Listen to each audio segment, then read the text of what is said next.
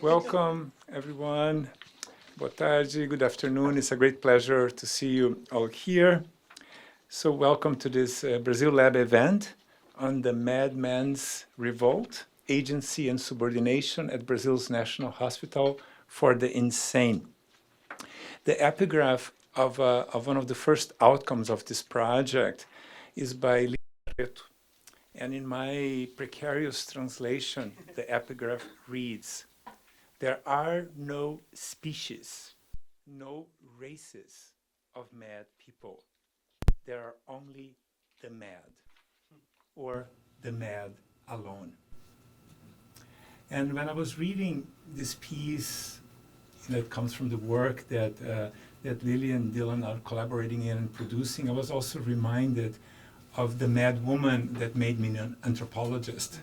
Catarina, abandoned to die in vita as mad, and she used to say, "When men throw me into the air, I am already far away." Out of her abandonment, she still envisioned an exit, an elsewhere, right? Her own insubordination of sorts.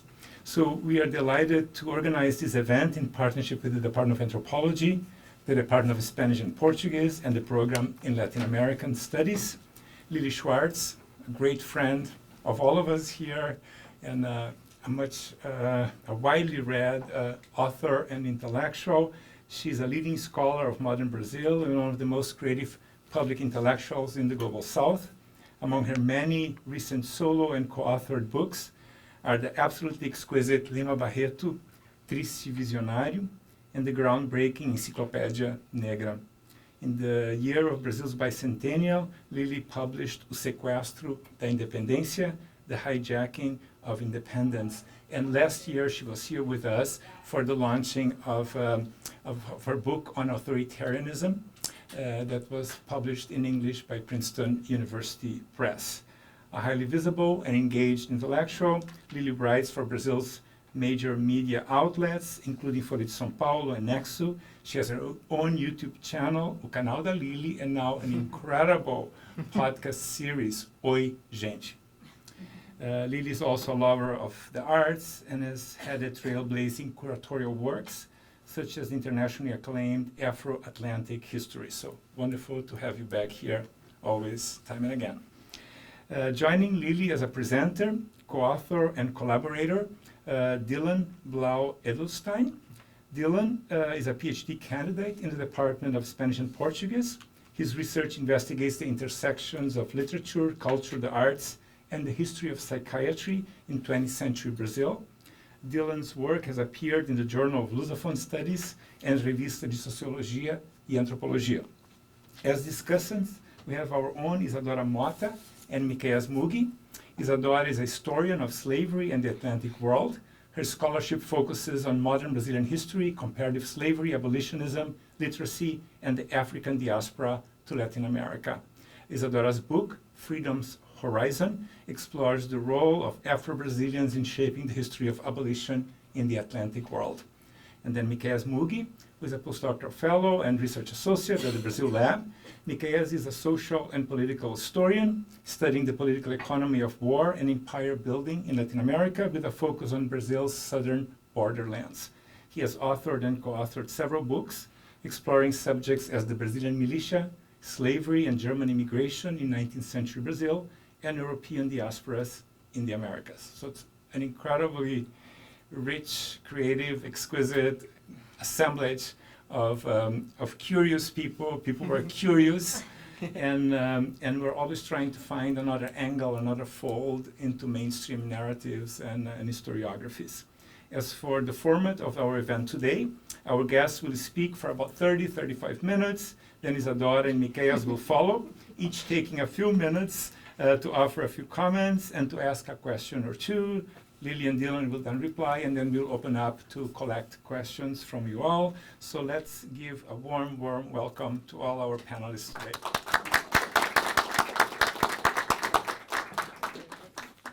Need this. Thank you. Yeah, we can just pass this back. Well, hello everyone. Thank you for being here. that was really a humbling experience for me, hearing my bio read between such three amazing scholars. It's just such a humble person. Thank you to João and the Brazil Lab for having us here today. As João mentioned, this is part of an ongoing collaboration of Lily's and I. I was in one of Lily's classes about a little over 2 years when I came across a letter in an online newspaper archive that turned out to be one of the letters from the head of this asylum revolt, and I brought it to Lily and we started discussing it, and we decided to move forward with this project. So I got to spend some time in Brazil doing archival research, which we then combined with Lily's research into the Brazilian author Lima Barreto, who, for people who don't know him, he's a famous black writer who worked at the beginning of the 20th century and brought themes of racism and poverty to the forefront of Brazilian literature for the first time. So this work is about 2 years in the making.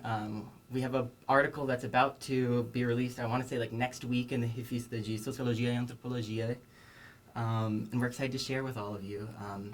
All translations here are mine into English, and so that we have enough time to hear the contributions from Miqueias and Isadora, we're not going to analyze the many images that we put up here or really get into what the research process was like, but please, at the end, if people have questions, feel free to ask because we'd love to share. So without further ado, Lee. Okay. January 27, 1920. It's late evening at the National Hospital for the Insane.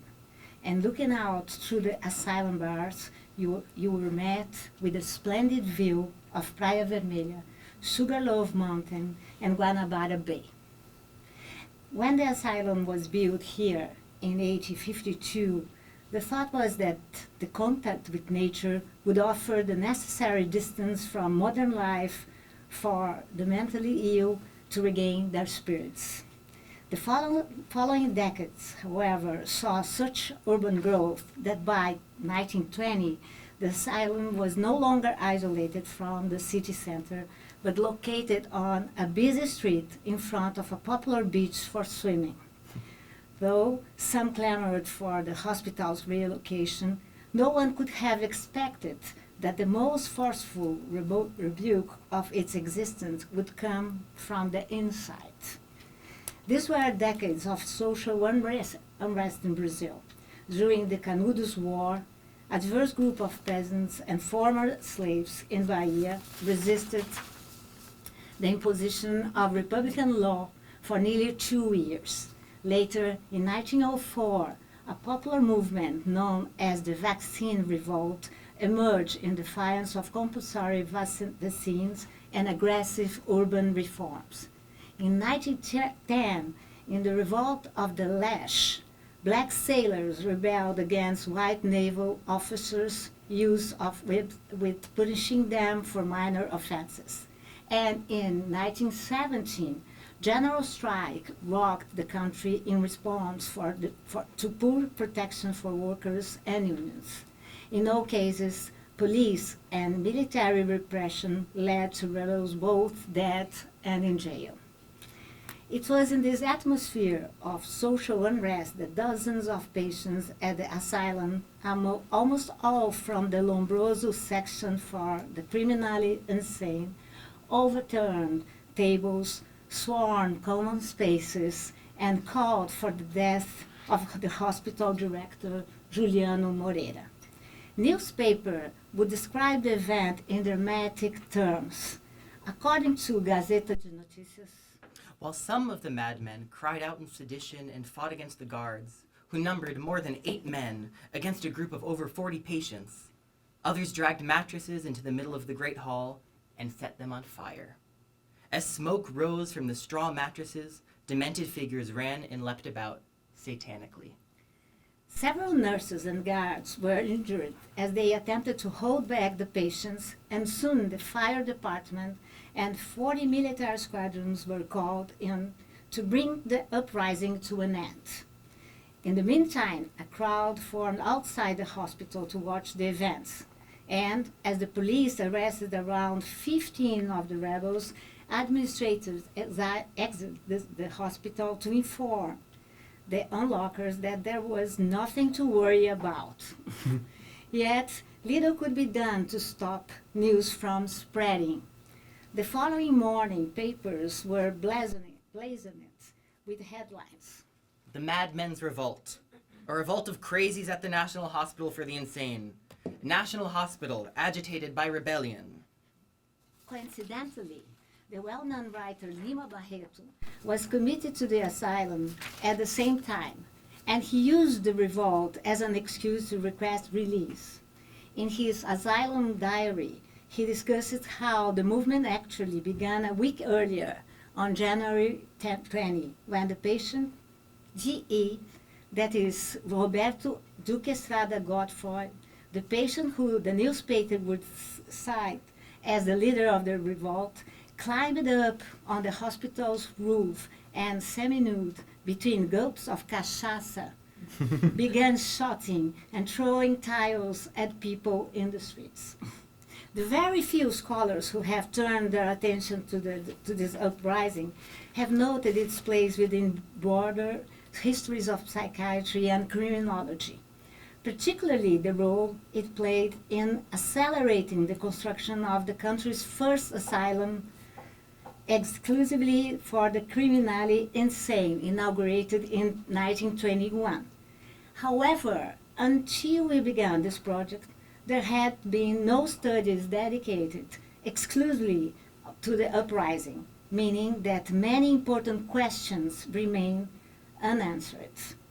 Today, our goal is to share what we've been able to reconstruct so far with regards to the key players and their motives, as well as to show how this rebellion might be included among the series of political revolts that reacted to the false promises of social inclusion of the young Brazilian Republic.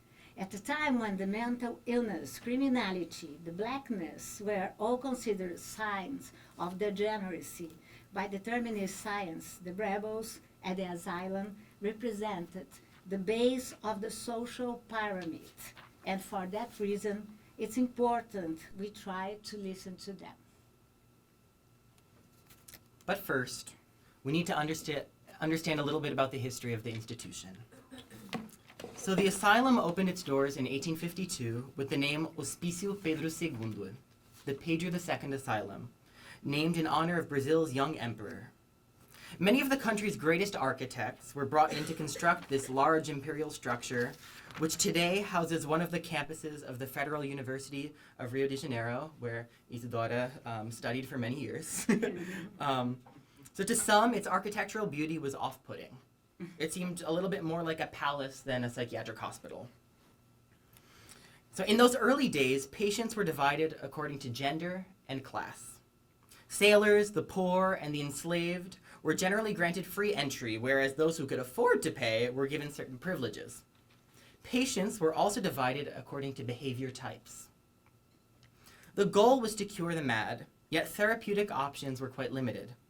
Cold baths, opium ingestion, and bleedings were all administered for therapeutic purposes. The medical records we consulted during the time of the revolt reveal that even in the early 20th century, patients, once they entered into the hospital, were given certain medications to induce vomiting and diarrhea with the idea that this would be a means of cleaning out the body. Work was also of utmost importance. Women at the hospital would sew, wash, and starch shirts, while men made beds, shined floors, and tended to the gardens. Following the proclamation of the Republic in 1889, one of the regime's earliest name changes came when the Pedro II Asylum was rebaptized as the National Asylum for the Insane. Another change came in 1911, when the word asylum was swapped out for hospital, the Hospital Nacional de Alienados, the HNA, as we'll refer to it from now on. At the same time, new scientific models took hold. Positivist science emphasized the role of biological elements over social ones when evaluating the causes of mental illness. Hereditary factors were therefore considered of utmost importance when it came to diagnosis and treatment, paving the way for theories of racial degeneracy. Furthermore, as psychiatry increasingly solidified as a discipline, so did doctors' authority. With the famous Afro-Brazilian psychiatrist Juliano Moreira at the helm of the HNA from 1903 to 1930, significant reforms were carried out to modernize the institution. So old hospital buildings were renovated, new ones were built, and specialized services were created to respond to modern conceptions of disease. The goal was to revamp not just the physical space, but also the hospital's poor public image and the fear it instilled in the general population, an objective only partially achieved since papers continued to report on substandard conditions, overcrowding, and patient abuses. It was in this context that the Lombroso section was founded. Following the 1896 escape of a patient who had been committed to the hospital for attempted murder, an important debate emerged about the urgency of isolating the so-called criminally insane, resulting in the construction of the new criminal wing in 1903. This is the hospital that received Lima Barreto, the author, twice, in 1914 and 1919, as well as the Revolt's leader, Roberto Duque Estrada Godefroy, on 14 occasions between 1900 and 1920. In the case of Lima, who was black, the institution sought to demonstrate that his personal history confirmed determinist theories about mixed-race people and their so-called vices. Though the case of Roberto, who was born into Rio's white social elite, makes evident that all races and classes were treated here, we also know that black, mixed race, and poor people were disproportionately institutionalized. Race and mental illness were deemed co-related according to the science of the time. So was criminality. It's no coincidence, then, that the revolt occurred in the Lombroso section, named after the Italian scientist Cesare Lombroso, who coined the concept of the born criminal to refer to a person who was inherently inclined towards crime due to degenerate traits. You can only imagine, then, the total fear that was caused by this mixed-race group of patients, several of whom had been found guilty of murder when they freed themselves from their high-security cells and set fire to the institution. Lima Barreto writes about the terror he felt while inside the hospital. At the time, he had already been approved by doctors to leave, but he had been putting it off, trying to get writing done while inside this space of refuge. Following the revolt, however, he knew it was time to go. In Lima's medical records, his daughter notes that his black father made excessive use of alcohol drinks, had an irascible and taciturn mood, and was currently in an advanced state of dementia. This racial and hereditary information provided grounds for two diagnoses, alcoholism and neurasthenia. It's interesting, however, to note the doctor's later comments on Lima's reputation as a talented and impressive writer. Writing well would have been a distinguished factor within a hospital where the majority of patients were illiterate, providing a counterbalance to the doctor's determinist evaluation. Lima wrote about the humiliation he felt upon losing his identity once inside the hospital. He felt he was transformed into a mulatto and made to demonstrate the weakness of mestizo madness, the psychosis of degenerate. He writes, I forgot all my instruction and education, so as not to come off as uselessly insubordinate. Lima hated that he had to disrobe in front of the others, give up his personal clothing items, wear the hospital gown, bathe in communal showers, and live in overcrowded rooms. He also complained about the patients. They went from calm to aggressive, quiet to talkative, normal to crazy. Many were there for the same reason as Lima, alcoholism. Such cases were so common that the director hopes to someday create a new asylum exclusively for drinkers. Lima channeled his discontent into fiction. In the novel O Cemitério dos Vivos, the main character, Vicente Mascarenhas, narrates the racist practices of policing that feed into the growth of the hospital population. The police make sweeping generalizations, and the most infantile ones at that. All Russians, Romanians, and Polish people are seen as pimps. Every citizen of color is necessarily a malandro, and the mad are all treated as if they were raging lunatics, only transportable in vehicles with metal bars. Lima's choice of title, The Cemetery of the Living, was reflective of larger social critiques being made in newspapers, which sometimes compared the hospital to oppressive institutions such as the Bastille in France. For Lima, the hospital symbolized the new Republican government's failure to deliver on democratic values and true social inclusion. Even as Lima isolated himself from his sad fellow patients, he wrote about them, expressing horror at the black pigmentation of the vast majority of the sick. His criticism took shape in literature that he intended to circulate once he was released. Not all patients, however, choose to wait so long.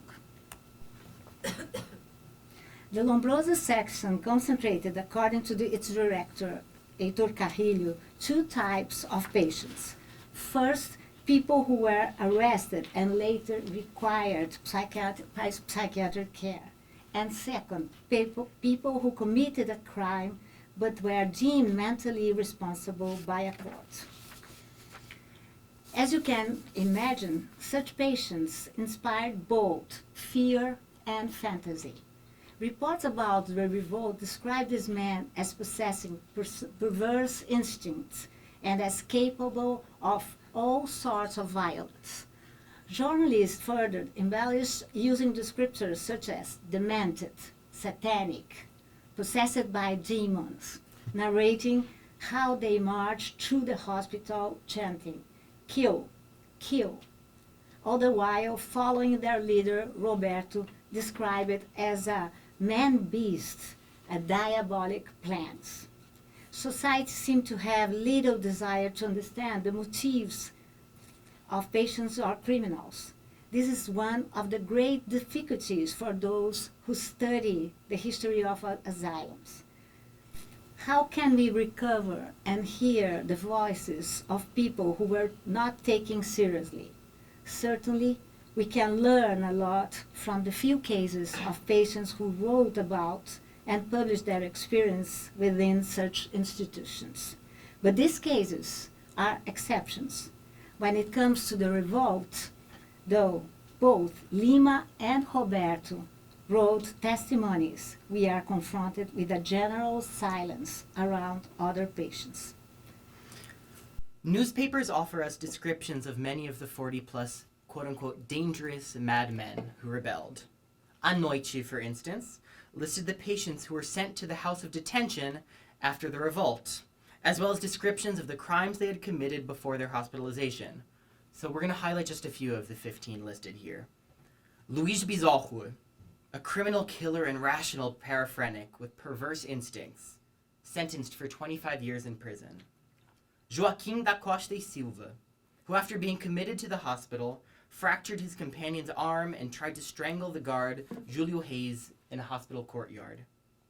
Oscar Manuel Pinto, who wasn't a delinquent, but joined the movement and tried to get companions from the Pinel section to tag along. Mauricio de Alcântara, condemned for 25 years after he beheaded his cousin with a blade in Largo do Machado. It's easy to get lost in the terrifying descriptions of these crimes and the number of times these people are described as dangerous. Yet we should also take stock of the many terms that link these people to forms of degeneracy: epilepsy, alcoholism, paraphernalia, delinquency. People with such diagnoses were often considered incurable, meaning that isolation was the only way to protect the city. Perhaps because of these factors, their motives were never investigated. Once we located these names, however, it was possible to dig up more information. With the notable exception of Godfroy and a Portuguese immigrant, almost all were black and mixed races. Many came from other regions of the country, Espírito Santo, Alagoas, Pernambuco. Finally, that they were among the many poor migrants who fled the droughts and economic depression of the Northeast in search of opportunity in the capital. Beyond Godefroy and one other patient, all of the rebels possessed minimal or no formal education. Many had worked in the military, police, and in the navy, which were common jobs for black populations seeking social mobility in the early republic. Furthermore, it's not hard to intuit the usefulness of this military or police training when planning an insurrection, as is evident in other rebellions from the time period, like the Revolt of the Lash, Revolta da Chibata.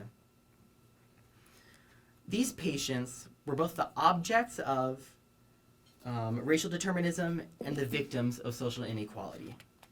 They had a stake in changing a country where so many were excluded from the political decisions that affected their livelihood. Turning to Roberto, however, in the newspaper that we have projected here, Roberto is depicted in the center of the rebels. It's not an atypical picture of Brazil, a white leader surrounded by his more vulnerable henchmen. Roberto came from two influential families, the Deschamps Godefroy and the Duque Estradas. He was certainly no stranger to local journalists who had spent 2 decades reporting on his various alcohol-induced public disturbances. Indeed, according to newspapers and doctors alike, when Roberto drank, he became quite aggressive.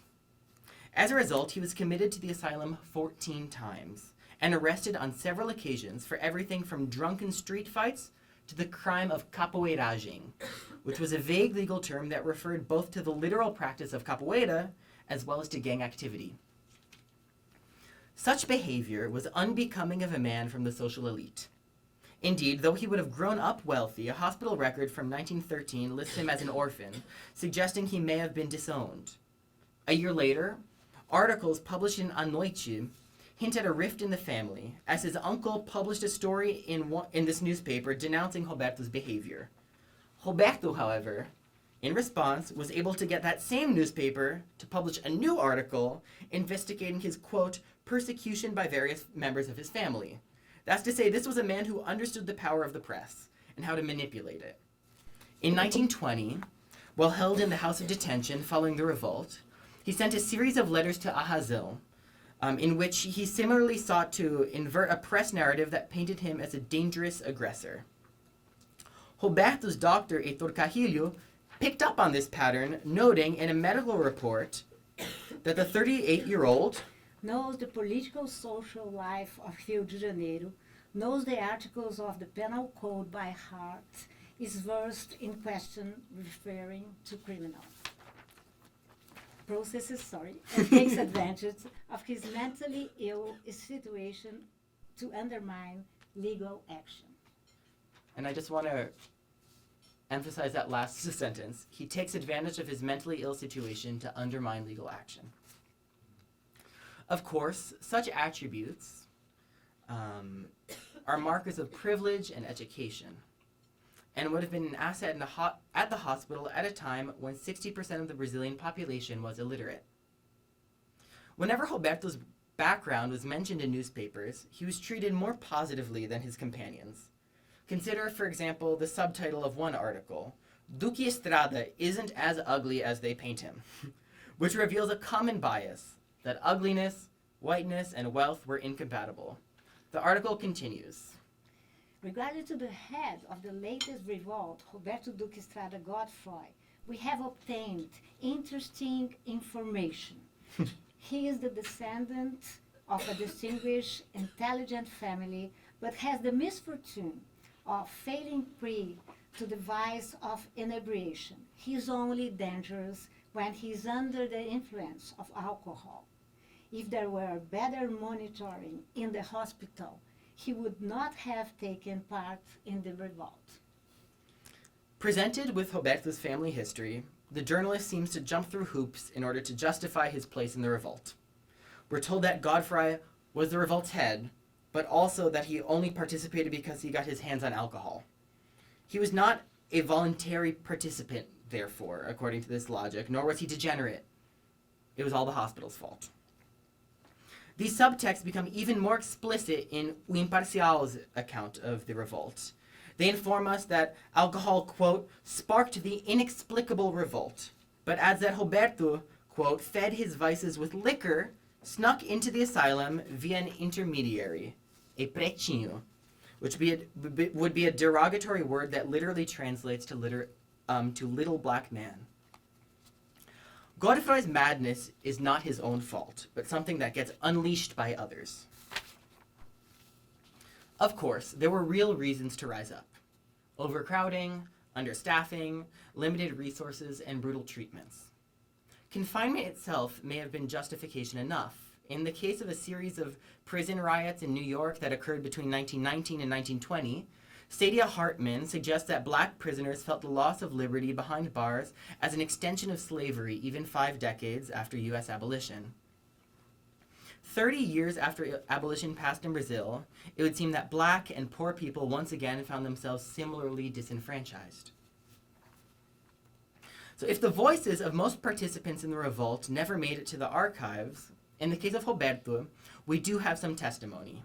A series of letters published in the Christian rationalist newspaper A Razão between February 16th and April 19th of 1920. I'm just going to take a little water. So this aptly named newspaper, A Razão, Reason, was the periodical most interested in investigating patient perspectives after the revolt. Early on, the paper noted that rioters wanted to be heard and to share the barbarities they had suffered in the asylum. The paper published a report from a journalist who went to the hospital to meet patients and investigate conditions, noting the poor food quality and the fact that 1,470 people were held in a structure built for 800. This extended coverage of the riot's aftermath fit in with the paper's larger criticism of the HNA. Consider the following quote. Since the foundation of A Razão, we affirm that official science never cured the mad, nor any illness, and instead has turned people mad and disgraced their bodies, given that official science is based in matter and has forcibly acquired the wile of all the things. The whys of all the Wise, things. not wile. The paper often referred to the HNA as the Bastilia Julianica, that is, the Julianic Bastille, in reference to the director Juliano Moreira. It's in this context that A Razão published Godfroy's 12 dramatic letters. The first was published only 3 weeks after the revolt, with the headline, Echoes of the Revolt in the National Hospital, a letter from a victim of official psychiatrists. Writing from the house of detention, where he had been held since the riots, Godfroy opens with semi-legal language. Dear direct editor of A Razão, I'm appealing to your newspaper because I know it is just and impartial when it comes to clarifying matters of truth. The truth he appeals to, however, is never distant from his own particular situation. Yeah. Indeed, part of this first letter is dedicated to responding to his criminal and medical records from the year before the revolt. He vaguely alludes, for instance, to his repeated persecution by hospital administrators. He loves that word. He uses it a lot. Yeah. But he never shares what the administrators did, instead telling us that their barbarism resulted in his unjust transfer to a prison in 1919. In response to this situation, he had proactively requested a sanity examination from the well-known psychiatrist and criminologist Henrique Roxo, who was one of Brazil's foremost espousers of theories of racial degeneracy, despised by Lima Barreto. When it came to Roberto, however, the doctor declared him, quote, not mad, but simply an alcoholic. Roberto thus lays the groundwork for an argument he makes throughout the series of letters, that he's not mad, he just has an alcohol problem. He wants the readers to see him as sane. Like with Lima, writing itself becomes proof of sanity. Following the successful mental examination, Roberto shares how in December 1919, he was transferred from the prison back to HNA, but continued to be plagued by administrators' quote, petty campaign against him. He directly links this to the revolt of a month and a half later, writing, Exhaustion, a survival instinct, and a love for liberty. Libertas quae será tamen, where what brought me and my unhappy companions in misfortune to revolt. It was the only remedy, the only door through which we could escape from the barbarous and cruel treatment we received in the infernal house that is human in name only. In Godefroy's use of the Latin slogan, which translates to liberty even if delayed, he is implicitly comparing the revolt to the late 18th century Conjuração Mineira, which was a separatist movement defeated by the Portuguese and later incorporated into the nationalist mythology of the Brazilian Republic. According to the analogy, the doctors were the repressive Portuguese colonizers, the patients were the patriot rebels, and Godefroy, by extension, was the brave leader, Tiradentes. Indeed, this sense of injustice is present throughout the first letter.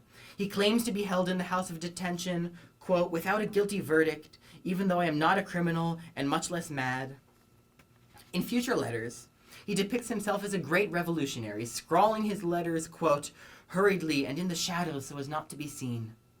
Furthermore, as if to egg on demand for his letters, he shares insider scoop on cases of abuse and corruption at the hospital, always hinting that he has more where that came from. We cannot say whether these letters played a role in alleviating or in worsening his conditions. We do know, however, that on June 5th, 1920, the court granted him habeas corpus, and he was set free. It would seem nearly impossible, however, to shake off the shadow of the asylum. Local newspapers continue to refer to him as a declared madman, with O País even satirizing his legal efforts to argue otherwise, writing, Roberto Godefroy affirms with great conviction that he is not mad, even though he has been admitted to the asylum 14 times. In Lima's diary, he poses the question, the Constitution, is it there for you? This was not a hypothetical musing in a country where the much-lauded Dr. Nina Rodrigues proposed the creation of two penal codes, one for whites and one for blacks, and the famous eugenicist Renato Kell was appointed to a high chair at Rio's medical school after advocating for racial segregation. Brazil was and continues to be a country that combines democracy with social exclusion. Yeah, not inclusion. After his release from the hospital, Lima returned to his house in Todos os Santos, where he continued to write until his death in 1922. His anti-asylum novel, O Cemitério dos Vivos, would remain unfinished. And what about Roberto? In the sequence of photos we recovered from his asylum records, we can see how a decade spent between hospitals, prisons, street fights, and bars aged this young man dramatically. In the final picture, he was just 38. At the time of the habeas corpus decision, papers cited his intention to move to Juiz de Fora in order to escape the persecution of Juliano Moreira and in search of a way of life. Leaving Rio, perhaps, represented a way out of the revolving door of detentions and hospitalizations. Was he successful? Was he able to forge a new life in a smaller city? The silence of the archives suggests that, at the very least, that he avoided being institutionalized again in Rio. Yet this is one of the great tensions of the archive. So when he's not hospitalized and not detained, he falls out of the public eye, which perhaps is the very thing that he craved, a chance at normality. And what about the other patients? The next phase of our research will follow their stories. So far as we can tell, almost all of them died in the asylum or the soon-to-be-built criminal asylum. This was the fate that awaited so many psychiatric patients at the time. Once in these institutions, it was hard to get out. Yet, the spirit of insubordination did not end with the military repression of the revolt. Of the patients held at the house of detention, following the rebellion, 8 were soon transferred to the hospital colony on Governador Island. However, a letter sent from the director of the hospital colony back to the director of the HNA reveals that 4 of these transfers quickly proved problematic. They were, he writes, agitated, demanding, and insubordinate, disobeying and resisting guards, making impossible demands, requesting special privilege, and attempting to escape and to attack their companions and employees. He notes the threats they posed and that, I quote, they should be eliminated as undesirable and inconvenient elements, poisonous to the others, whether for the ideas of their examples.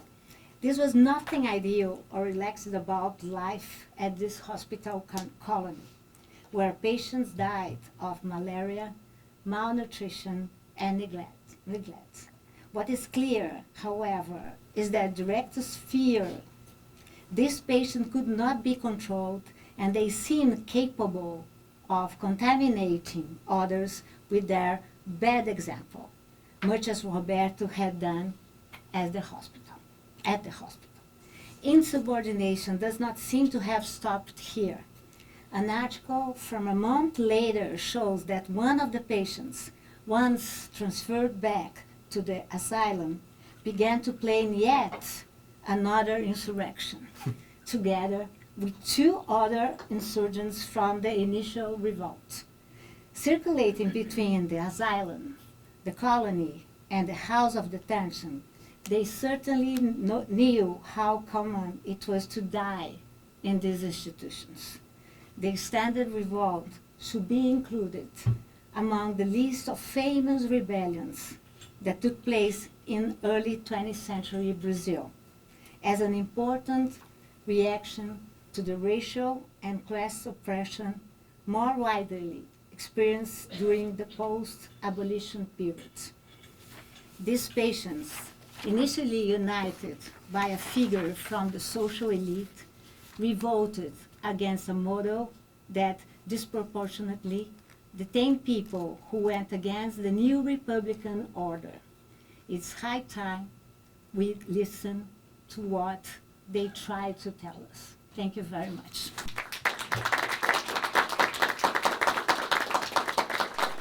Hello, everyone. Thank you for coming, and thank you to the Brazil Lab again for having me here. It was such a pleasure to hear you speak right now, and we had access also to the article that is coming out. And it's always a pleasure to be here with my colleague, Mikhail Smugi. And we talked a little bit before they started to make sure that 2 19th century historians don't say the same thing. We're going to try. But as you mentioned, listening to you, seeing the images, and reading this text was very visceral to me, because I spent 3 years of my life in this building that used to be the HNA. And your work struck me, in many different ways, but it reminded me also that the story that you're telling is the project that was not victorious, right? What the city of Rio de Janeiro remembers is actually the medical establishment that was behind not only the institutionalization of those patients, but they were also behind the development of scientific racism and the repression behind the rebellion. So I realized as I was reading the paper that most of Rio de Janeiro's hospitals have the names of doctors from this time, from the early republic, right? Yep. And they were linked to eugenics and like the history of the rebellion is not known by people in the city, but the doctors still are. So to me, I follow your lead and Lima Barreto's lead also in understanding this revolt as a kind of microcosm of this post-emancipation society. I did my best not to go back to the 19th century and to the legacies of slavery, but to me, I see them everywhere. Yeah. And perhaps a different way of getting into that would be to think about the other way that the work struck me as really also a history about the carceral state in Brazil. and the criminalization of dissent, which seems to have threads that link back to the 19th century and also forward into the present.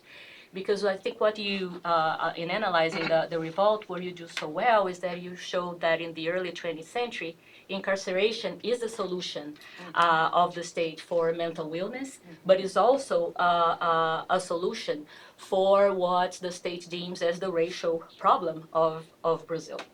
So in medicine, the medical discourses are at that time the authoritative discourse that is actually justifying state intervention, right? And deciding that those who are deemed undesirable for any reasons are going to go under the tutelage of the state, are going to be isolated, incarcerated, rather than remain with this Republican society in the making. So I found very interesting that you give us a little flavor of how it is that during the 1920s, psychiatrical institutionalization in Rio de Janeiro, in Brazil, happened sometimes much more for social reasons than for clinic ones, right? And that's when I can see this link between the very understandings of mental illness, of insanity, and this process of racialization that is happening in this place that is just like 30 years away from the abolition of slavery. So I have 100 million questions. I'm going to ask one. And I wanted to perhaps, since you didn't have a chance to talk a little bit about the research that you did for the paper and for this project, I wanted to ask you about that and ask you to reflect a little bit about the 1920 revolt as part of this. I think the expression that came to my mind is the anonymity of dissent in Brazilian history. This movement is not very well known. These people are, not well known. We don't have, perhaps not going to be able to recover all of their voices, but we don't understand this movement as part of the history of the First Republic. The rebellion was disavowed by the press, right, as empty of political context content, because we are talking about an asylum, and the white leader of the report, given his social status and and not perhaps, but quite frankly, because he was a white leader, he is the one, and literate one at that. He was the one whose narrative also survives. So I just wanted to hear you reflect about that, and it seems that the forgetting of this rebellion is very much part of the way that Brazilian history is written, and I wanted to reflect about silence and the research process. Thank you. Do you guys want to respond now and then Michaela, and then we open up to everyone? Yeah, Yes. think it's better. Yeah. Well, to talk a little bit about the research process, I think one of the reasons that this research hasn't really happened yet, there's been some research on the figure of Roberto Duque Estrada Godefroy, which I think is because he was a public figure. I mean, Duque Estrada, he's related to the person who wrote the national anthem. I was dying to say that. It's the same. To Osório, Yes. The same family. The same family. It's a big family. Very big family. Part of the reason you're not able Can to you do believe? I can't believe this. Yeah, unbelievable. For us Brazilians, and largely disowned. But part of the reason it's so difficult to do the research is twofold. One is the fact that Brazilian law dictates that you can't have access to patient records because they're sensitive within 100 years. Yeah. Which means that when I arrived in Brazil in 1922 with this interest, I probably was the first person to arrive with this interest without having to pass through a big bureaucratic process in order to get access to the records. For example, when I published my book on Lima Barreto, They wouldn't give you access. no, I had, But it I was so had beautiful, everything. you said when but I I couldn't arrived talk. in 1922. Oh, yeah. Right, 1920, right. yeah. I was, yeah. Looking good In for the you. zone, Thank in the you. zone. Very Good. good. I went from there right to the Semante Arte. And the full official celebration of the independence. Yeah. But yeah, when I arrived in 2022, I would have been, I imagine, the first person to arrive with this interest. And I could gain access to all this without having to go through a very, very lengthy process for requiring access. Another issue is that the hospital, the Pedro II Asylum, was closed in 1944, with all of its archives then being splitting off in between 4 institutions. So there's the criminal asylum that was built in 1921 as a direct consequence of this revolt. Yep. Where their archives are, it's kind of sad when you go and see that, like, because they're so understaffed, they have about, they have all of the, like, observation books of the patients have been digitized and you can look at them, but the rest, I'd say, like, 90% of their archives are in boxes because they don't have people to go through them. The people who work at these archives are amazing people, and I want to thank them for all the help that they gave us. They really are. And very dedicated. Then there's the Instituto Municipal de Assistência à Saúde Nise da Silveira in Engenho de Dentro, which is probably the best run of these archives. Speaking of names and renaming, we're very grateful that that hospital now carries Nise da Silveira's name. And then another part went out is still at the building where the old Hospicio Pedro II is, and then a whole other part is in Jacarepaguá at the Colônia Juliana Moreira. So basically, the law makes it. We have to go to the colony, Ilha do Governador. We didn't go yet. And so the whole system creates it so that the law makes it complicated to do this research, and then the physical state of the archives makes it hard to do this research, and the physical places of these archives make it really hard to do this research. So yeah, you needed someone who had a free summer and funding from Princeton to be able to just kind of dedicate times and like knock on doors to get people to let you in. Yeah. Yeah, let me just make some comments and listen to Miquel. First, when I finished my research on Lima Barreto, and it was in 2018, they gave me names and everything, but they didn't allow me to publish them. And they said, when I asked why, they said, we want to protect the doctors, not the patients. Oh, wow. So that connected immediately with your question about that we have the names of the doctors in the streets and in the hospitals, but not the names of the patients. Right. They were not worried about patients. They were worried about doctors and the violence of the doctor. Second thing that I really love, and thank you very much, is that we wanted very much to listen to you. That's why I'm asking you about another thing, if you could talk about. Well, formal limits, yes. They, after the rebellion, they created this kind of division. A hospital for criminals and a hospital for the mental illness people. But before this, no, it was a big confusion. And most of these patients were like this, going to one place to another place, to one place to another place. So there are social reasons. You are 100% correct. They couldn't describe these patients. They couldn't deal with them. And most of them were black. Of course they were black. Yeah. That's why we couldn't talk a lot about Lima Barreto, but Lima Barreto has a beautiful essay called Apologética do Feio. I thought that with an accent, and I noticed. The apology of the ugly man. Yeah, but it's worse than this, because it's apologetica. So it's like kind of joke, like dialectics. Okay? And he says that he's ugly because he is black. And that's why he is not a person in social atmosphere. So he knew about it. He knew very much about it. And that probably you got it reading the article, but you know, that's why Lima didn't like Henrique Roxo, because Henrique Roxo was the director very much connected with social Darwinism. And that's why Godfrey liked it in Henrique Roxo. Because Henrique Roxo said, he's white, he's not a problem, he'll not be a problem. But Lima was a problem. And to finish, we use it a lot, Rio, when Rio talks about the rebellion in Haiti. Because, and he says, why nobody want to talk about Haiti? And that's the same question. Why nobody wants to talk about this rebellion? Because now there is a whole movement, Isadora knows very well, and Miquel is also talking about that all that rebellions were post-abolitionist rebellions. Mhm. Against what? Against the conservative law of the Golden Law. Mhm. Because different from other projects, they didn't intend, they didn't talk about any reform.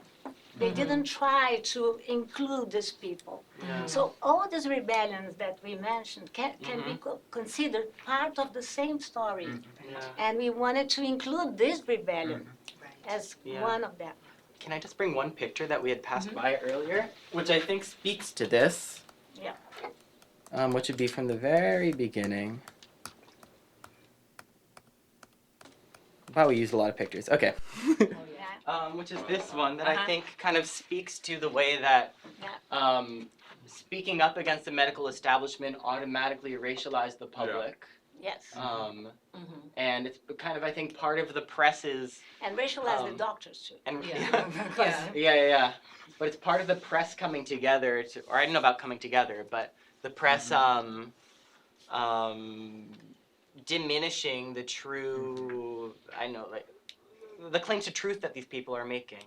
Yeah. Which becomes, I think, maybe to push back a little bit about the idea of this being more social than clinical, is that I think it gets more complicated when we're talking about criminal insanity, because we're talking about a bunch of people who did do Really pretty bad. heinous things. They are really Again, violent. one of them beheaded Yes. someone in La Villa Machado. Different from Catalunya. They But were one, really dangerous. which doesn't mean we should dismiss the things they have to say, but Yeah. it's really impressive looking at the records of so many of these people to see how many times they're bouncing back and forth between prisons and the hospital and the casa de detenção. It's like there's this porous boundary between Yeah. these institutions, Completely. which Lima speaks about also in his All the diary. time. All the time. Yeah. Miguel, bola tá com você. Yeah, so thank you so much. It's such a privilege to be here among colleagues that I deeply admire and collaborate with. I really enjoyed reading the piece that we got beforehand and before it's even published. And hearing from you, it's a fascinating collaborative project that, as Dylan mentioned, it could only happen in a place like Princeton, that you can do this kind of magical things, right? So my comments is actually a follow-up from your answer to Isadora, and it's actually connected to the deep past of this institution. You showed and repeated that you want to insert this rebellion into the group of revolts of the Republican period, such as the political movements of anarchists, the low-ranking military, organized workers. But we know that the hospital was founded in 1852, connected to a longer history of a civilizing model that started being advocated by the empire. So it was an institution to help promote moral elevation of the population. And as such, it was a place, a physical place, thinking about the materiality, where different historical temporalities coexisted. Yeah. So when Lima was there, he knew what that institution was, in other words. On the one hand, you see the old building, the aged rooms, the local, it's occupied within the city, and that became also a sort of like a problem, right? Because of the urbanization of Rio. On the other, it was also a place to test new medical models, theories, such as Morel's notions of degeneracy and Lombroso's criminology, which particularly target Black and mixed race populations, as you mentioned, who in turn inhabited the same place because they were taken to it by repressive forces of the state. Sometimes, as you just mentioned, justly, or because they did something wrong. Yeah. It is precisely within this temporal paradox of the building that my question to you today arose. These were the new times of the Republic, as you mentioned, with intense transformations in criminal, medical, and social sciences. However, when it comes to press coverage, as you clearly showed in the text and in your presentation, there appears to be one recurring concept, which is sedition. And I want to invite you to think about legal concepts, because these people were put there because there were a legal procedure to put them there, I suppose. The madmen of the National Hospital for the Insane were depicted as seditious individuals who behaved like satanic figures, for example. The concept of sedition was widely used during the imperial period to criminalize both the congregation of enslaved workers, such as quilombos, and runaways, and small gatherings of people perceived as disorderly. And you mentioned the disordeiros, such as immigrants, freedmen and women, soldiers, the poor with no honor, to paraphrase contemporary sources of the 19th century. The concept of sedition that emerges from your sources had legal significance, not only social significance. And there are hundreds of cases in archives in Brazil, especially in the National Archive, using these legal categorization to target undesirables. Yeah. It survived the change of regime, and potentially it got new meanings as well. But reading your sources with you today, as a historian of 19th century Brazil, and we are both here, we were a little bit scared that our question would be the same. We are running sedition rebellion. I got a strange sense of familiarity. Yes. So I would like to hear your thoughts on the repeated use of the concept. In other words, can we also see continuity in the treatment of the 1920 revolt of the insane? And I'm thinking here both, I think, of something that you brought up in the text and here in your presentation when you mentioned Sadia Hartman's analysis of the revolt here in New York, and Kozolek's ideas on the relationship between language and history, what survives in language, and how that connects to the past, or the spaces of experience, and the horizons of expectation, or the potential futures that apparently the Republic project failed for these men because of that. So it's around both legal and the survival of this specific concept of sedition that emerged from your sources. Você. Okay. Thank you very much. Okay, it's very, very good. First thing I want to say, just in order to make my answer, it's not an answer, it's a dialogue, because we do not have answers, is that Lima said he wanted to stay in the hospital because he wanted to study the hospital in order to write a book. And then, in fact, he wrote 2 books. One is the diary of the hospital, that is a fictional book, because he was starting to talk about Hartman, he was using fabulation. He was trying to fabulate his own life. Because if you see the diary, in some part of the diary, he uses not his name, he uses Vicente Mascarenhas, that is the name of the character in the fiction. And sometimes in the fiction, he uses, I saw the original, so he uses his name, Lima Barreto, and not the character's name. So it's very interesting to think about the limits. You could say, as you pointed to us, and you were right, that they were very violent. Lima was not violent. But Lima was, when he entered the hospital twice, he was completely alcoholized. No, he couldn't, probably the first answers, he couldn't answer it in a very rational way. But that's the first thing. The second thing to think about it, Dr. Juliano Moreira, you were right, because I'm writing an article with 2 doctors, and they were scandalized, Brazilian doctors, and they say, how come the Bastille of Juliano Moreira? He's not. He's the black director of the hospital that separated patients into class, into age, into all you would call social markers of difference. But at the same time, Lima liked Juliano Moreira, but Gottfried no. So it's the opposite. If you think about Henrique Roxo and you think about Juliano Moreira, that tells us a story of racial discrimination. Lima Barreto died, he was 42, and he died because of racism. I'm sure about it. So talking about continuations and about the word sedition, you are very much, I think you are correct. When Dylan was translating, and it's a beautiful work of translation, you must agree. Yeah. Very bravo. Yeah. That's Dylan, he's an artist. So the only thing I didn't like it, and he used it in Confidência Mineira. And I said, it's not in Confidência. It's But he didn't say that today. No, well, we changed. I noticed. It's Consuração Mineira. It's the same thing, because the term in confidência, I don't know how to translate it.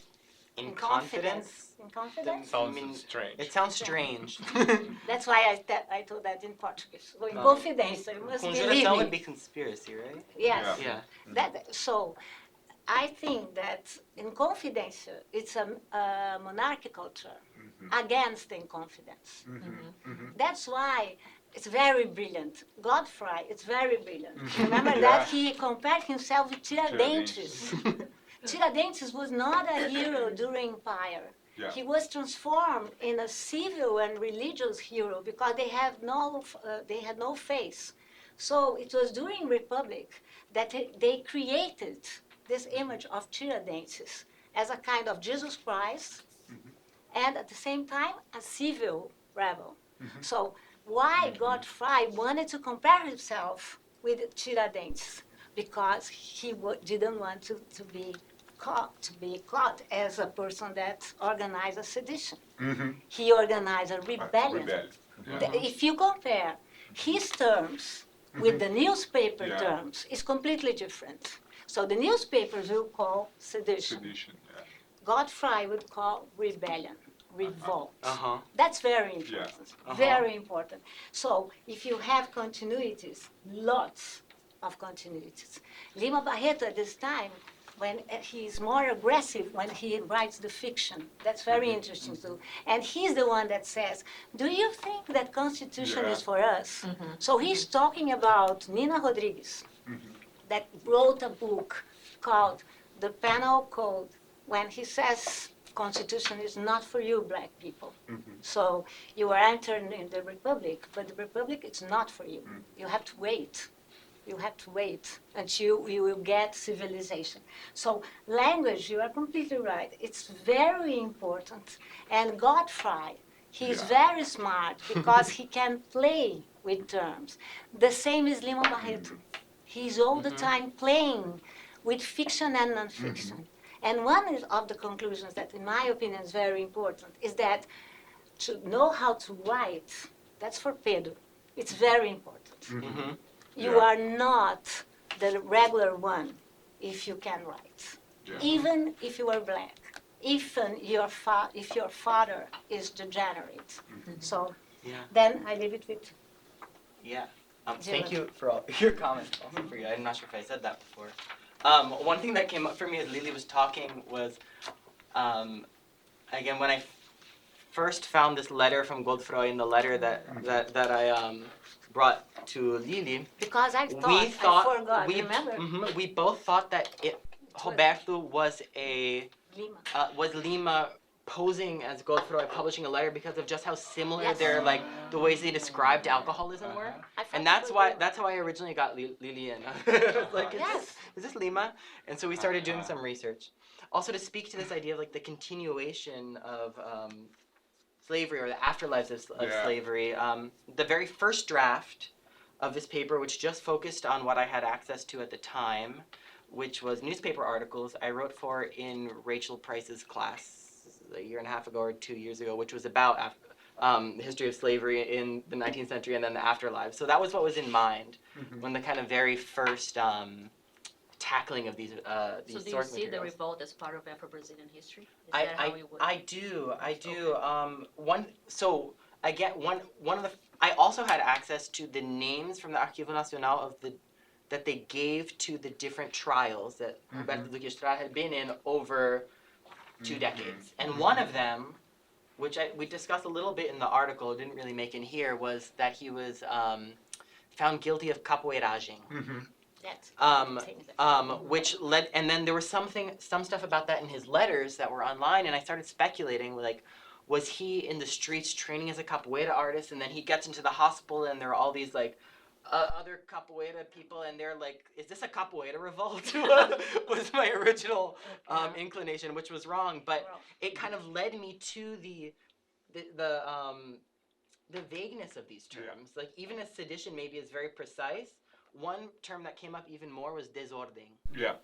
which would talk about people causing desordem or disorder on the streets, and that was a legal term. When you go to the penal code from 1890, they refer to capoeiragem in a lot of ways. One being gang activity, another being the practice of capoeira, another being causing desorden in public spaces. And so this idea of like this presence of black people in groups is suspicious. And in that way, I think is totally part of this kind of afterlife of slavery. These are the dangers of black freedom, right? Yeah. Yes. That's the part. And then Duque Estrada, who falls in the middle of them, and he get like in the newspapers that don't recognize him as white, he's lumped right in there. But then there was one other newspaper that we didn't cite here that, for instance, even when they're narrating him having been part of a street fight, they describe him as o francês Duque Estrada. So, which he wasn't French. Maybe his ancestors far back enough, but I think it kind of shows the legacy of all of these Colonial. colonial and pre-abolition era social hierarchies that didn't really shift that much, it would seem. What Lima Barreto calls bovarismo. So shall we collect around, I know this is incredibly exciting conversation project, so why don't we just, Thank you. it's my infamous way of trying to include as many people as possible. Let's exercise the art of condensation. And let's bring as many voices as we can as kind of like a bundle of comments, questions, and then you have time to respond. Yes. Usually, João, compensate what you say with the idea of a basket of flowery questions, so it's fine. Yeah. So, thank you. This is fascinating. It seems there is a book in the making here, I guess, more than an article or two. The vagueness of terms is in itself, I mean, a wonderful actually topic for maybe a future colloquium, for instance. Yeah. But I wanted to hear about Juliana Moreira, because since the racialization of bodies is at the center of this whole discussion, and obviously is the target of the Republic violence, I mean, what to do with him? I mean, being him a mulatto, as they would call him at the time. Thank you. Eu também, como a professora Mota, tenho uma In centena de English, in I'm English. sorry, I have 100 There may be young questions people. also, but I'm only going to make one, and it's very sort of to the side. I believe at some point you made a reference to when you were talking about the inmates or the Fabulous 30 or whoever it was. I sort of missed it, but there was a reference you made to Canudos. Could you elaborate on that, please? Yes, Jakob. Thank you so much for that fantastic presentation. And I wanted to just ask on the work of Foucault and the question of discipline and punishment. I hadn't had the chance to read your article yet, but I think it would be really interesting in seeing like how this whole discussion adds a layer of like a modern state formation in some way, but then adding also that racial dimension that is missing with Foucault, and I think that is fascinating, interesting. Irene? Yeah, it was amazing to think that, the national anthem, it's schizophrenia. And, I was thinking about Willy Rolnick and the kind of diagnosis of colonial societies following Felix Guattari as schizophrenic. And, the result for both of them is to move from the macro to the micro-political. And I wondered, like, towards the end, when you say, okay, we want to track these other protagonists and to find their voice, in some ways a voice lines up with the macro-political or with the literary in some ways, which these two other kind of amazing protagonists in the story have. And I wonder, just at a methodological level, how you could track and index and make visible these more micro-political elements that are in keeping with her, just totally apt diagnosis of what you just laid here, the schizophrenia of colonial societies in Brazil. So I have a question that follows, or is aligned with Irene's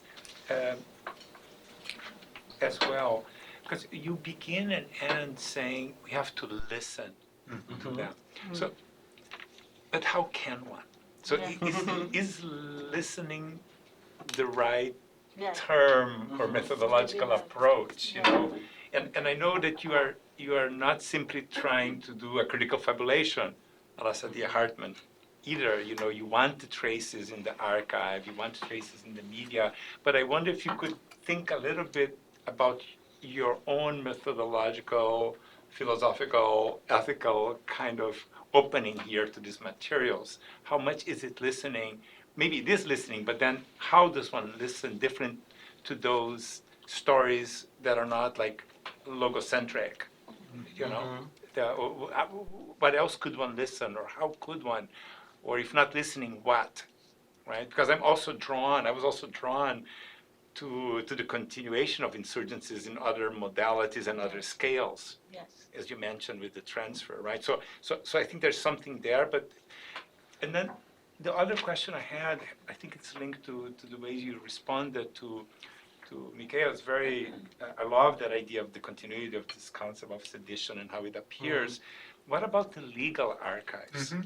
Yeah. Like, what about tracing Yeah, yeah. to tracing some of the moments in which they were captured by and then the legal archive might be able to bring about neighborhood, family, other dimensions of these characters, to widen the spectrum of their subjectivity, of their social ties or non-ties, So anyway, No, I think Fabio had a. No? Can I squeeze in a question? It's related to what João just said. I was wondering if you were able to find either relatives of like former neighbors and things like that, people who you could talk to. Could be, it's a stretch. It's been 100 years, over 100 years. But maybe something could come from that. And also personal archives, especially the case of Roberto being an upper class man. I imagine his family keep some sort of archive. So maybe. We try. so you have a few minutes, so that's the bouquet. Okay. Well, I'll maybe work my way backwards through these questions, which seems to go from the 20th century back to the 19th century for these. Oh my God. Oh my God. Really, oh my, you know, what a nerve. Regarding Work with him and regarding relatives and personal archives,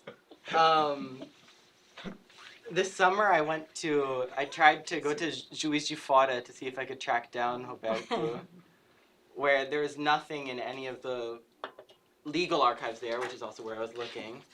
And then I was like, well, could he have ended up at the Hospício de Barbacena, a famous kind of horrendous psychiatric hospital in Minas Gerais, where they say that was the only place to have a Brazilian Holocaust. So of course I had to go. And I had sent an email to the archivist who didn't respond to me, but I showed up. tell the family. Yes. Yeah. And I said, and they told me, oh, we don't have anything. But then he kind of, on the side, was like, just so you know, I reached out to a local person named Luque Estrada, and be careful. And it seemed like it touched a nerve. And it seemed like it touched a nerve with there was some older woman in the town of Barbacena who was like, I'm gonna come talk to you, to the archivist. And so and then I went down. I was able to kind of trace the family line, and the great grandson of Duque Estrada's sister, his sister Adelaide, is I believe a very conservative politician in Minas. Yes. Anyway, I've been. She does not like the story. Just Yeah, gets so better and I've better. been thinking maybe I show up Don't mention so my at some point as like a very like I don't know what's happening gringo and like see if they'll help me. But so that's been impossible. But yeah, legal archives definitely have been Yes. thinking about some of the cases about Roberto we went into. I tried seeing if there was stuff about the other patients and so far haven't found, but now that we're interested in continuing, I think I want to. I highly recommend a session with Mikhail. Yeah. If there is something, Yes, go and she's you'll going find find it it. amazing. Yeah, we know, Sorry, we know Mikhail. about it. And Isadora with the slave ancestors.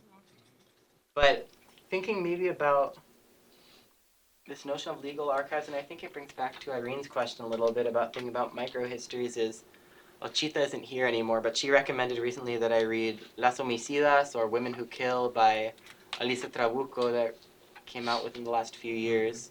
where she's taking cases of women who murdered in Chile and trying to situate, not trying to excuse the crimes, but situate it within kind of a history that might have produced murderers or might have produced women who want to kill.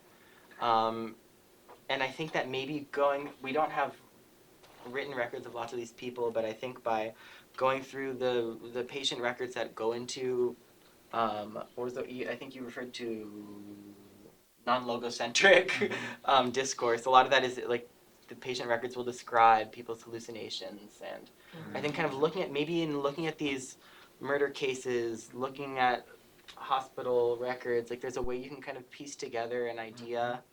That's not totally Sadie Hartman, because if she's referring to people who all you have is a name, here we have a lot more. Though in some, I left the earlier one like retrato in the midst of all them, because there are lots of patients who their pictures aren't included in the records. But yeah, but you have more because you want Yeah. to look for it too. yes. You know, so you have a certain methodology. Yes. You don't need more. Uh-huh. Then you can fabulate. Yeah, that's Yes. why we are You know. to do this. Yeah. Yeah. Yeah. Yeah. So, starting with Dylan. At the University of São Paulo, we always have this kind of fake class when they present the professors in not a very good shape. It's a kind of, it's a very funny way they describe professors at the university. So once they allowed me to be in my class, the person that were acting like Lily, and they said things like this. Okay, she gives a good class, she starts on time, she ends on time, but every time she says, during my century is the 90s. Certainly the 90s. So it's fine with me. You feel comfortable there. It's like I feel completely comfortable. So Juliano Moreira, Pedro, we are digging on Juliano Moreira. Juliano Moreira became a kind of monument among the doctors, and with lots of reasons, because he was the one that introduced Freud in Brazil. I remember the first article I read, Juliano Moreira's writing, I read one of the articles, he said, I'm reading Freud and it seems there is something connected with the mother. So it was the first time I read Juliano Moreira talking about Freud. So, and he was not racialized. So he was very much an insider because they didn't want to deal with him, with a black person. If you note this kind of photograph, you can see that it's a kind of collage, no? You have you can see that the face is bigger than the body. So that's a way of monumentalization of Juliano Moreira. And they never showed him like in the middle of the others or in the middle. And it's very interesting because Lima Barreto has a straight connection with Juliano Moreira. Because Juliano was the first one to give, he came to Lima, and that's Lima describing Juliano Moreira, and gave him a book and a pen. And he said, write about it. You have to write about it. So certainly, he's a very difficult person to deal with. Because at the same time, he was the director of this kind of very authoritarian institution. So he would be a very interesting case for us to study, to deal with. Can I just add one tiny little thing onto that, which is that in some of the letters that Duque Estrada publishes in A Razão, all of them have these, like, it's the letter, but there's a little paragraph before and a little paragraph after by the people in A Razão. And in one of them, when they're taking down, official science and official psychiatry, they describe Juliano Moreira, if I remember correctly, as essentially like enslaving the patients. And I think there's this kind of master-slave dialectic that is suggested by this newspaper, in which this black man who potentially at another point could have been enslaved here is enslaving. And I will not, and I think that also Godfrey, Duque Estrada, he was not very much comfortable with a black director. Probably. So, and then he had straight connections with the white director and not with the black director. So we have lots of things to think about it, about this process of racialization. Talking about this, Foucault, we are using a lot Foucault, but trying to introduce race as a social marker of difference. So, in this general picture. And what's the difference in Brazil? What the meaning of medicalization in Brazil in the beginning of the 20th century, with the beginning of republic, with the beginning of the citizenship society. And we know, right, because we studied, and I studied a lot, that at the same time we had in Brazil the formal abolition of the slave system, all those racial theories that were not famous in Europe, so it's different when we deal with Foucault, became very famous in Brazil. And why that? Why is that? Because at the same time that the Republic gave the idea of freedom, of liberty, and gave with a lot of commas, no? Science denied freedom. So that's very important to think about Brazil using Foucault, but think about the particularity of the Brazilian case. Canudos. Canudos was a very important case for the Republic. That was the first time, and Michael knows this very well, that the Republic armed the population against these people. They were poor people walking in the northeast of the country, wanted to have land in a place with no land. And Republic transformed Canudos in the public enemy. And they killed all of them. The photograph you saw here was the last minute before all these people were killed. In 5 minutes, this was the last one. They were all dead, all assassinated by Republic. So that's why we mentioned Canudos, because Canudos was one of the first of a lot of rebellions against inequality in Brazil. That's the reason. I mean, national anthem. That's very, very interesting to understand how the Duque Estrada family were part of the mainstream of Rio de Janeiro society. So that's very interesting to think about this kind of very difficult dialogue. How to have this person coming from the elite in the middle of the patients, in the middle of these black people. And again, it's the opposite that happens with Lima Barreto, because Lima Barreto often described how he had a lot of difficulties dealing with the fellows he calls my sad fellows companions. That's Lima. Yeah. He couldn't deal with them because they found them very different from him. No, and then you have the person from the elite that has this passport to deal with them, to organize them. And talking with Irene and João, we are thinking about Tina Kemp, Saidia Hartman, to think about this kind of images, no? To read this kind of images in a contra-intuitive way, thinking about contra memories, other memories, try to see how they glimpse. This is Tina Kemp, no? How they glimpse, how Lima Barreto, for example, he glimpsed. He never, the way he looks to the photographer is very impressive. So trying to think about this, and then we are certainly going to deal with legal archives and with police archives. No, because as Isadora mentioned, and she is right, you have no boundaries. No, and then it will be I think it will be a critical fabulation in this sense, no, to read these photos, the official photos, repressive photos, in another way, not trying to deal with how subjectivity can interfere in our interpretation.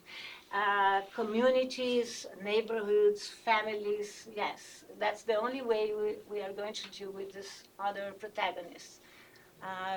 And we know, it's always like this, when Flávio Gomes, Jaime Laureano, and I, we wrote the Enciclopedia Negra, Black Encyclopedia.